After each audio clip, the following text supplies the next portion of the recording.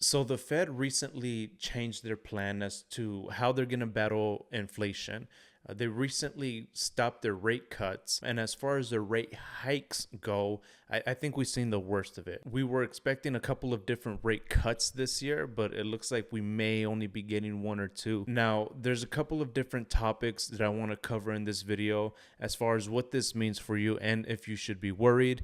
What are some ideas to be able to plan ahead and some key things that you can do to protect yourself from inflation. Now, there's many things that drive these numbers up or down, like having the PCE, core CPI inflation reports, and other metrics that the Fed looks at in order to see if we're making progress. I won't go much into detail as far as what these entail, but the majority of us don't really care anyway, so I'm not here to waste your time. I just want to give you the facts and the meat and potatoes as far as what this overall means for you. Overall, as we battle inflation, we aren't making progress, right?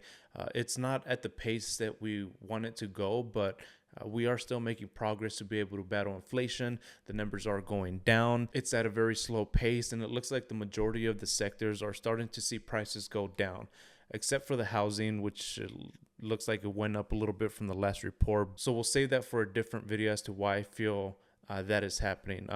Just whatever you do, I'm going to add this as a little pro tip.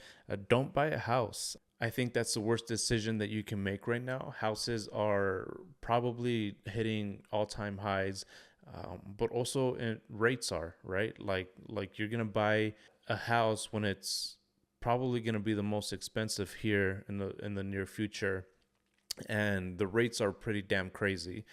I feel like if you buy a house right now, it's just financial suicide. It's probably the dumbest thing that you can do. Now, if you have cash, that's a whole different story. If you're able to put a big chunk of down payment, that's a little bit different. But I'm going to save that topic for a different video. I don't want to get too much into it, but just whatever you do, don't buy a house in the thought of refinancing later as rates go down, because as we just saw here, many things change, right? Many people who bought a house at the beginning of the year were in hopes that we're going to get about 6 rate cuts because their realtor told them. So you may have to cut back on spending if their hope was to be able to buy a house now to refinance later, because as you can see, we're not getting those rate cuts this year. The Fed stopped the rate cuts for the near future. But let me get some numbers out to you. So the current inflation rate is at 3.3%, which is down from the previous month, which was about I think it was at 3.4%. So keep in mind that we need to be at 2%. That's where the Fed, that's the goal. Okay, we need to be at 2%. We keep going down, yes, but again, the last report was 3.4, and right now we're at 3.3%. Again, different sectors, prices as far as food is going down, commodities are going down a little bit. It's not for housing, unfortunately. That went up a little bit, but those are the numbers that we need to be at. So you can see there's not much difference, which is why the Fed has decided to put a pause on the rate cut for the foreseeable future. In the beginning of the year, the Fed was aiming for about 6 rate cuts, but it looks like we may be only getting 1 or 2 this year, and aiming for about 4 next year. But who knows? Things change, right? We may not even get 1 or 2 next year.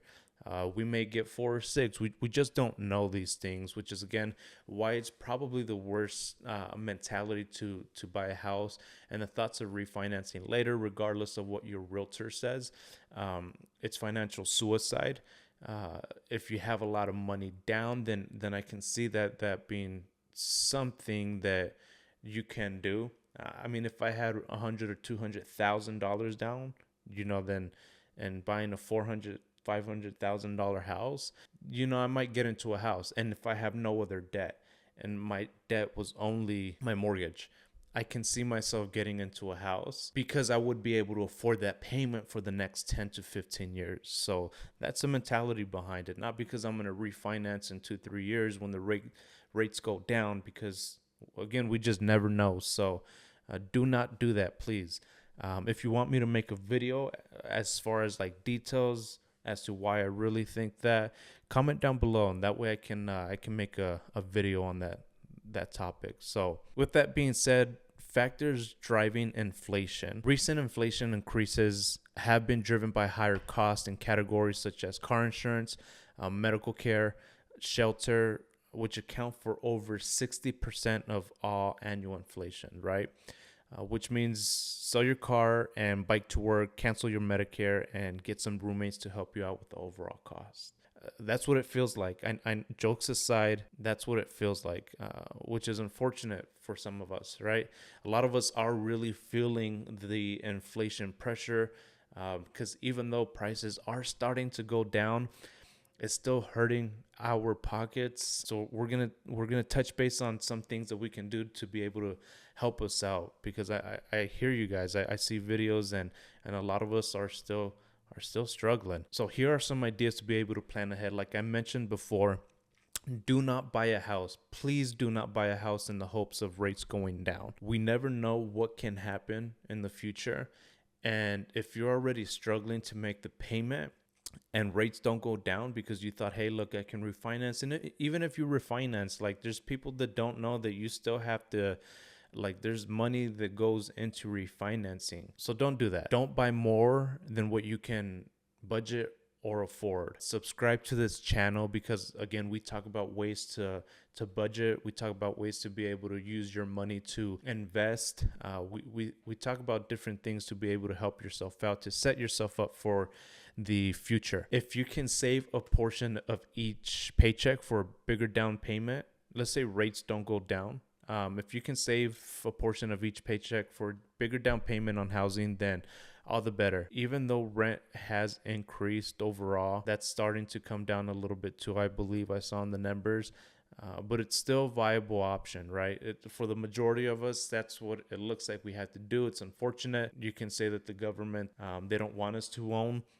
Whether that's true or fact, the fact is that we still have to learn how to manage this. We still have to learn how to be able to provide for our families, put food on the table, and provide shelter.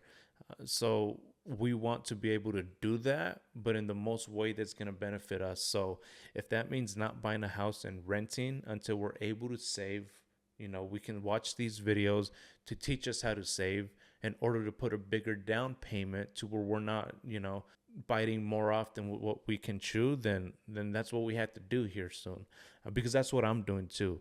I'm preaching to the choir.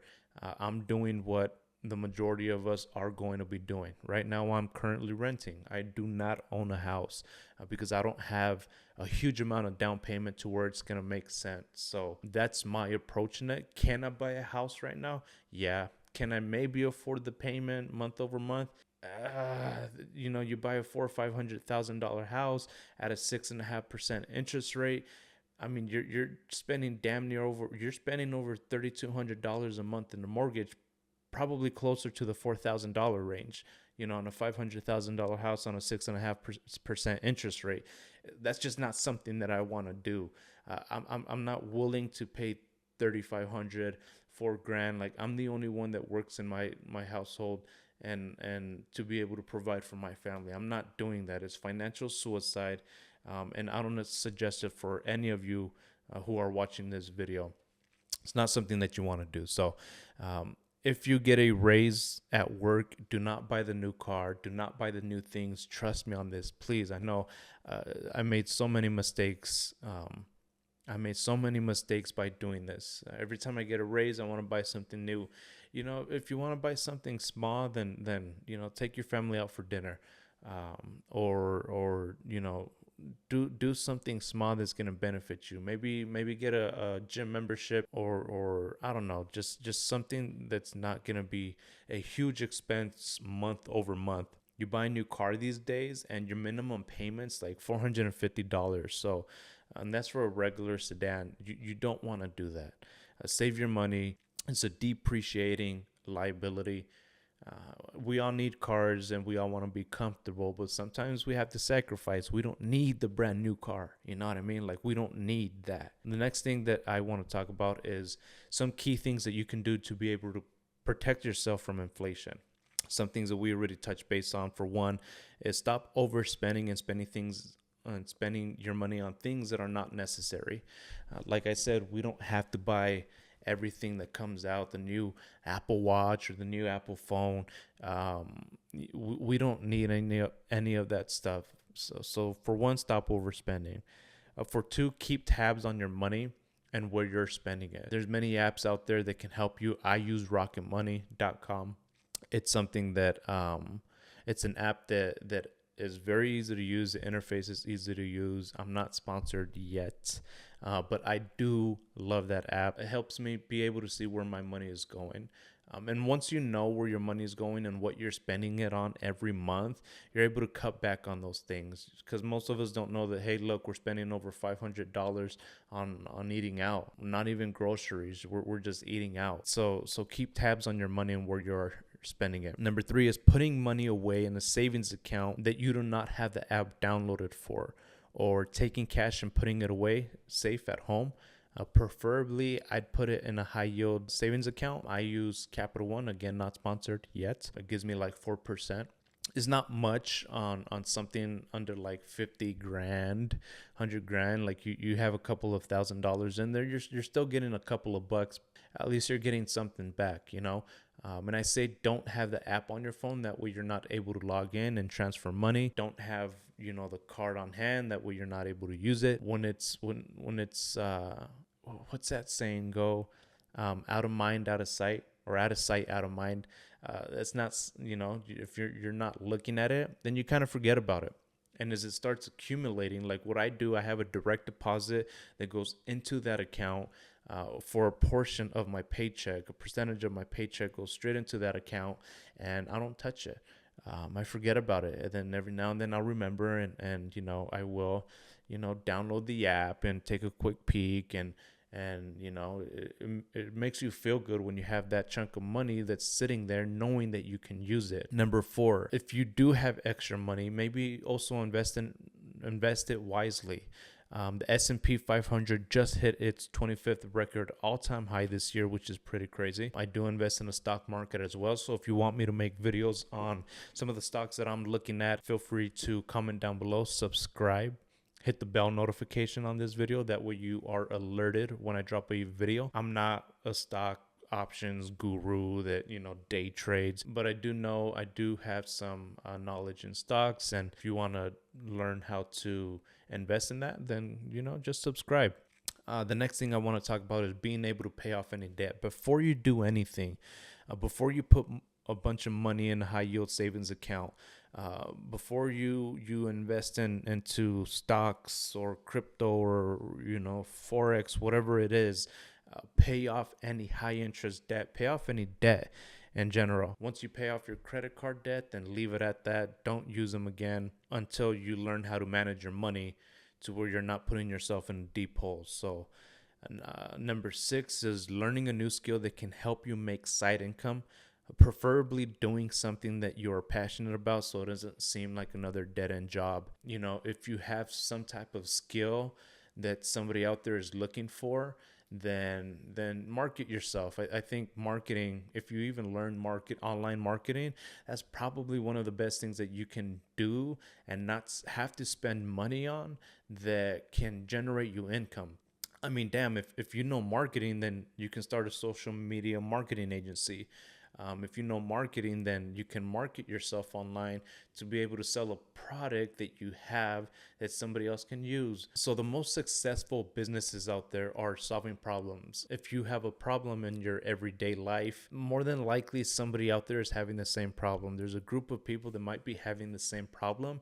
If you have a solution, then market yourself online to be able to be that solution for that problem, and then people will pay you, right? I mean, you just, marketing is probably the number one thing that I suggest that everybody learn, because even if you don't want to show face online, there's still ways for you to have faceless accounts to be able to make money. And if you want me to make a video on how to make faceless accounts to be able to make money, then just comment down below. Again, subscribe and let me know what you want to see, and then that way I can make a video. I have a friend online that she's in the MRR course niche, and she just quit her job, and she's already made like $100,000, and she's just started like 4 months ago, which is absolutely insane to me, which is pretty good. I'll make a video on that here on a different day, just subscribe and hit the bell notification that we are notified when I do drop that video, because it's one of the most interesting things that I've seen